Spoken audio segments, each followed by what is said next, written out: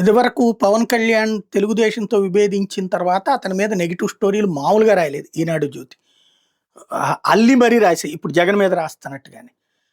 అదే సందర్భంలో జగన్ మీద అప్పటినుంచి ఇప్పటికి కూడా ఆ పగ అట్లాగే కొనసాగుతుంటది. చిన్న ఇన్సిడెంట్ జరిగిన అతని టూర్‌లో భారీ ఎత్తున ప్రచారం చేసుకొస్తారు. ఇప్పుడు ఈనాడు జ్యోతితో పాటు అర్ధజన్ మీడియా కూడా పవన్‌కి ఫేవర్‌గానే ఉంటది. బికాజ్ తెలుగుదేశం కూటమిలో ఉన్నారు కాబట్టి. అదే సందర్భంలో సాక్షి మాత్రమే రాసుకొస్తుంది. నిన్న ఇప్పటం వెళ్ళిన సందర్భంలో జరిగిన రెండో కోణాన్ని సాక్షి ప్రొజెక్ట్ చేసుకొచ్చింది. గుంటూరు జిల్లా తాడేపల్లి రూరల్ మండలం ఇప్పటం గ్రామంలో డిప్యూటీ సీఎం పవన్ కళ్యాణ్ బుధవారం పర్యటించారు.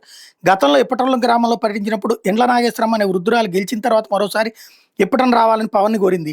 ఈ నేపథ్యంలో 18 నెలల తర్వాత డిప్యూటీ సీఎం ఆ గ్రామానికి వెళ్లారు. నాగేశ్వరమ్మను పరామర్శించిన సంక్రాంతి కానుకగా చీర, కుటుంబ ఖర్చుల నిమిత్తం నగదు, వికలాంగుడైన మనవడికి నగదు అందజేశారు. ఆ తర్వాత ఆయన తన ఎమ్మెల్యే జీతం నుంచి ప్రతి నెల 5,000 పెన్షన్ రూపంలో అందజేస్తానని చెప్పారు. ఇదిలా ఉండగా పవన్ కళ్యాణ్ జనసేన ఆవిర్భావ దినోత్సవం గ్రామంలో నిర్వహించిన సమయంలో ఇప్పటం ప్రజలకు ధన్యవాదాలు తెలుపుతూ 50 లక్షలు గ్రామాభివృద్ధికి ఇస్తానంటూ హామీ ఇచ్చారు. అయితే గెలిచి 18 నెలలు అవుతున్నా నేటికి ఆ 50 లక్షలు ఇవ్వకపోవడం మీద గ్రామస్తులు మాట్లాడుతూ ఇచ్చిన హామీని పవన్ కళ్యాణ్ నిలబెట్టుకోవాలని కోరారు అన్నటువంటిది సాక్షి రాసింది. నిన్నెవరూ అడిగినట్టుగా అనిపించలేదు. బట్ వీళ్ళు రాసుకొచ్చారు. అలాగే బుధవారం పవన్ కళ్యాణ్ ఇప్పటం గ్రామ పర్యటన సందర్భంగా ఇండ్ల నాగేశ్వరం ఇంటి వద్ద తిరుమల శెట్టి కొండలరావు కుర్చీలో కూర్చుని ఉండగా ఏపీఎండీసీ చైర్మన్ శ్రీనివాసరావు వచ్చారు.